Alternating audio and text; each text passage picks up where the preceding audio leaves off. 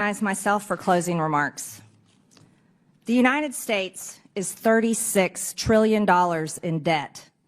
In fiscal year 2024, the government spent over $1.8 trillion more than it took in.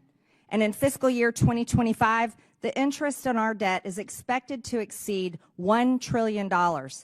As we continue investigating waste, fraud, and abuse, and we can look no further than the Corporation for Public Broadcasting, the LGBTQ indoctrination of our children, the systematic racism narrative, and the support for censorship being pushed by the heads of NPR and PBS are just several of the many abuses of taxpayer dollars. And if you are one of the select few who might support such content, you can personally support and fund it with your own money through private donations, because the reality is the United States of America is broke and can't afford it.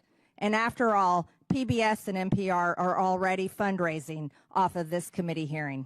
Things just got heated on Capitol Hill. Congresswoman Marjorie Taylor Greene is making headlines again, this time accusing the CEO of PBS of lying under oath. And yes, she brought video receipts. We're diving into what happened during the hearing, the clip that sparked outrage, and what it could mean for the future of public broadcasting. Stick around. This one's intense.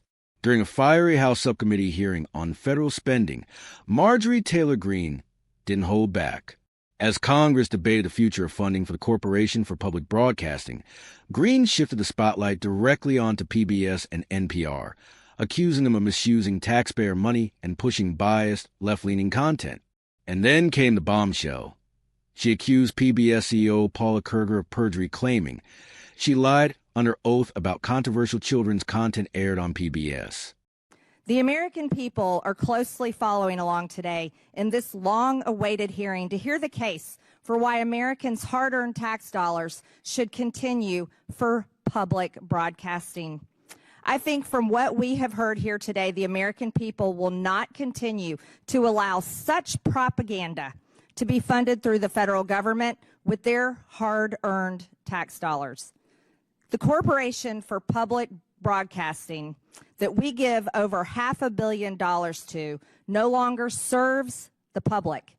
It serves a narrow audience of wealthy, liberal elites who are out of touch with everyday Americans. Not only have the times changed and the American people who once needed these outlets can now access the news anywhere at any time, but the content that is being put out through these state-sponsored outlets is so radical, it is brainwashing the American people and, more significantly, American children with un-American, anti-family, pro-crime fake news. The American people do not support their taxpayer dollars going to NPR articles like, "How is sex determined? Scientists say it's complicated," which discusses how biological sex is not limited to male or female. Or another article about how stories on crime are rife with misinformation and racism.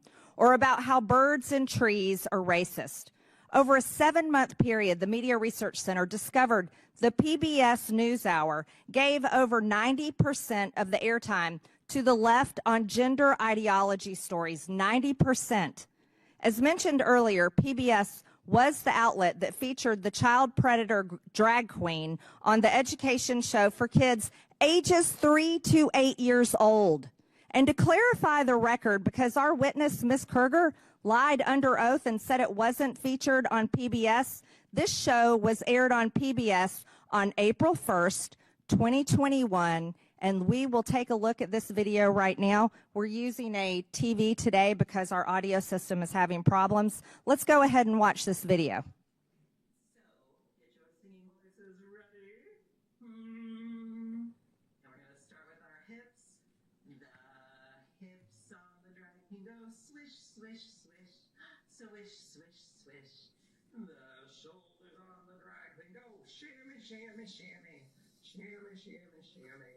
Shimmy, shimmy, shimmy, blah, blah, blah, blah, blah, blah, blah, blah, blah. The mouth of the drag queen goes blah, blah, blah, all through the town. So, Get your singing voices. The hips go swish, swish, swish. The shoulders go shimmy, shimmy, shimmy. That's repulsive. That's not what children ages 3 to 8 should ever be watching. A grown biological man posing as a woman. And by the way, Ms. Kerger, that was aired on April 1st, 2021. And then something happened. It wasn't an accident. And it wasn't just for a brief time that it was up. It was aired April 1st, and then somehow it expired May 24th. Later on, it was taken down. I wonder why. Wonder why that was taken down.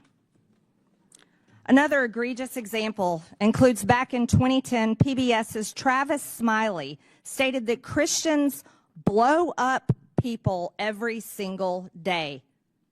Haven't seen that ever happen in my life. And today, if you look on NPR's website, there is still zero mention of any negative coverage of any Democrat today. And trust us, there are more than plenty of examples to pull from. How about a member from this committee making fun of the governor of Texas for having a disability and living his life in a wheelchair, Ms. Marr? From headlines to podcasts to documentaries to children's programming, NPR and PBS have all but abandoned their promise to deliver unbiased, nonpartisan, and fact-based reporting. The American people have woken up to this nonsense and blatant disregard for truth, and truth matters. And they will not put up with it any longer. Contrary to the beliefs of the head of NPR, Ms. Marr, truth is not subjective. It's actually very important. And there are not multiple truths. There's just one.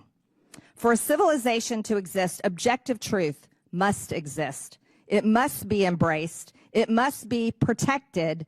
It is not a distraction. And despite many attempts to whitewash it, truth will prevail. The Corporation for Public Broadcasting is using taxpayer dollars to actively suppress the truth, suppress diverse viewpoints, and produce some of the most outlandish, ludicrous content. After listening to what we've heard today, we will be calling for the complete and total defund and dismantling of the Corporation for Public Broadcasting. Here's how it works in America every single day, private businesses operate on their own without government funding. We believe that you all can hate us on your own dime. With that and without objection, all members have 5 legislative days within which to submit materials and additional written questions for witnesses, which will be forwarded to the witnesses. If there is no further business without objection, the subcommittee stands adjourned. It didn't stop there. Green queued up a clip. She says proves her point. According to Green, the video features a drag performer on a children's show intended for kids aged 3 to 8. She slammed the content as repulsive and inappropriate, saying it was broadcast on April 1st, 2021, and taken down only weeks later. She directly accused Kerger of misleading Congress by denying the show ever aired on PBS platforms. Green brought the receipts, and now the internet is asking, who's telling the truth? Beyond the clip, Green went after what she called a liberal propaganda machine, claiming that PBS and NPR no longer serve the public but a narrow, elite audience. She cited articles, podcasts, and even past quotes to paint a picture of persistent left-wing bias funded by your tax dollars. She's not alone. Other conservatives have long targeted NPR and PBS for similar reasons, but calling for their total defunding? That's a new level. Quick break if you're into real political breakdowns without the sugarcoating. Make sure you hit that subscribe button and turn on notifications so you never miss a moment. The moment went viral. Critics called Green's action performative. Supporters praised her for saying what others won't.